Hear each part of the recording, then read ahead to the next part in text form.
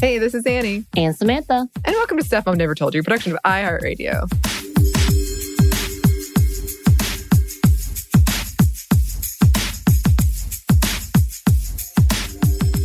Samantha, did you keep a diary or journal at all? I did. Have we not talked about this before? I kept a diary for a very long time. I did more poems, so I have a lot of poetry books, more so than diaries. I do have, and I'd laugh because, but it was beautifully written when I was really religious and doing all of the traveling and the mission work. And when I say mission work, I lived for a year at a children's home in Oklahoma, working with them and living on campus with them. And I got to meet a lot of sweet people, including a lot of people from the indigenous community because they were near tribes out that way. So I got to meet a lot of amazing people. But I would keep journals of that. And I also sent out newsletters to people, which is super weird. And I got a lot of responses about how I was an amazing writer. So put that out there. I don't think I am. But I think they love the flowery words that I would mesh with Bible verses. So I definitely did a lot of that. I tried to do the single line, one line a day thing. That did not work out. Because you just gave up? Or Yeah, I lost it during the pandemic. So I haven't taken it outside the house. I just don't know where it is in my house. I can relate to that. Yeah. What about you? Yes, I did keep a diary. As you know, it is a very popular story among my friend group. I had a bad run of pets. So I had a lot of tragic pet deaths when I was growing up. So every entry, I can laugh now, but every entry would start with like, well, Fluffy's gone. Didn't you call him Katie? Just name them what they were. Yeah. Well, one of my rabbit Fluffy, and then I had 4 Katies, and then I thought parakeets. And I thought the name Katie was cursed. So I named one Rebecca, but Rebecca also died very quickly. I have to know, did you name these after your friends and were they worried after the fact? I don't recall naming them after my friends, but it is popular that I did because I thought Katie was the coolest. And I thought, yeah, so possibly. And Rebecca was a good friend of mine too, so maybe.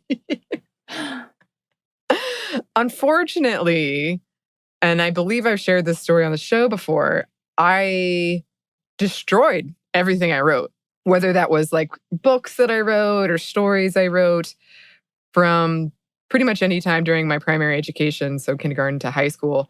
I got rid of all of them. And it makes me very sad because I do think there would be some wonderfully embarrassing things that I could uncover. Yes. But also just, I think that it could be telling to look back on some of the entries and be like, oh, you didn't know you were struggling with this. Or just this like piece of who I was that I hadn't accepted yet or didn't realize what was going on or what I was wrestling with. Because I was pretty regular in updating my journal or diary, whichever. Oh, it had a unicorn on the front. It had a key. It was it was so Mine cool. Too. Mine too. I didn't have a unicorn, but it definitely had the keys, all of that. I also did a friends only file thing that also had keys. Oh yeah, you told me about that. Loved those. Well, see, the thing is, I still have the key and it's so flimsy. Like, it would have been so easy to get into that diary if somebody wanted to. You just get a paper clip. I think you could have literally just pried it open. But I thought it was really cool. I wore the key around my neck. It felt neat. It did.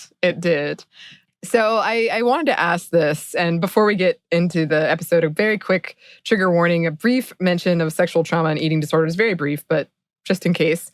I wanted to talk about this because I have been discussing my experience being queer and kind of claiming that identity and the journey I've gone through with it and all the questions and looking back and subscribing meaning to things where I didn't understand at the time what was going on. But now that I look back, I'm like, oh yeah, okay. You just didn't realize that you identified in this way. And I'm going to go ahead and say to you, if you're like me and you connect so hard with fictional characters, or you're like, I prefer this or this or this is a very Anney-centric episode. So if you don't like me, you can click away. If you prefer Samantha, then... That is not a truth. Everybody wants to hear. Keep going.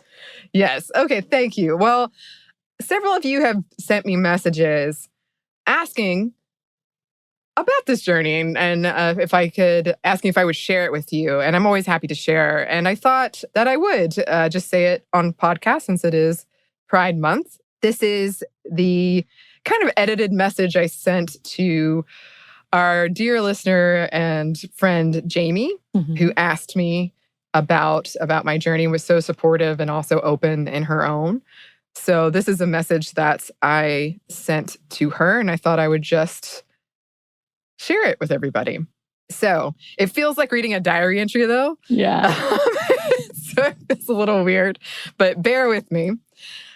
I can't remember a time ever wanting to have sex, and I never once had sex that I wanted to have.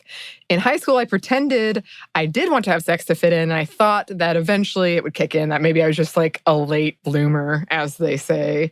I also thought maybe I was just a prude, because I was very religious at a time at one too. So I thought maybe I had just soaked up these messages and I didn't realize it. And even though I think of myself as a very liberal person, I had been raised in a pretty conservative environment. Maybe I just absorbed all that.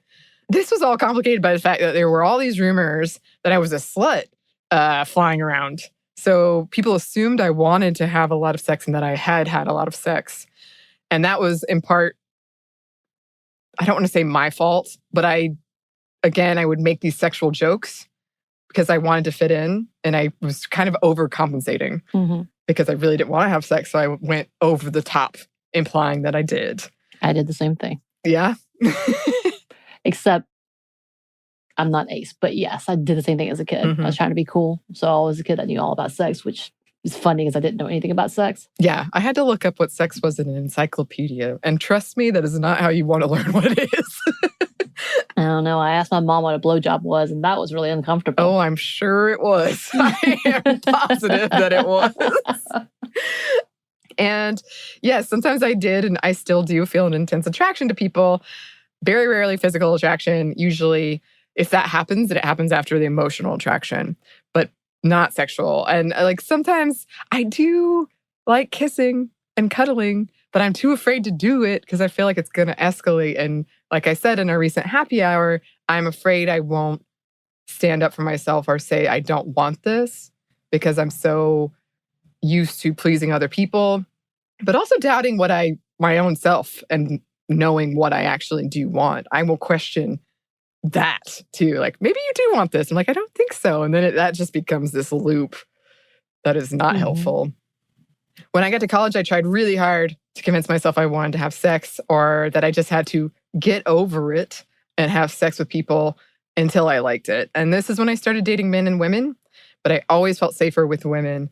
Because of my past with sexual abuse and trauma, I thought maybe one day something would click, which sounds so silly now that I've been doing years of therapy. Like that one day it would just be fine. I did a lot of things I didn't want to do because of this, and that makes me really sad and angry. That's one of the things that sticks with me. I also was date raped in college, so I had a new trauma on top of all this old trauma. So I thought maybe that's why I didn't want to have sex. And yeah, my trauma goes back to like some of my first memories. So I was like, this has just been with me this whole time. So how can I know for sure? And I also realized that the eating disorder I had messes with sex drive. So I thought it could be that. Basically, all of these doubts and questions. Then I started as an intern on this very show back in 2011. I had just graduated college, and we did an episode on being ace and being aromantic. And I remember thinking, that's the first I've heard about this, other than sort of, joking misrepresentation of it. Like, I have more than one memory of being laughed at or hearing someone else get laughed at when they would talk about it. And I told my then boyfriend about it, and he said it made him sad because he thought people who identified that way were clearly damaged, and we broke up soon after that. Okay.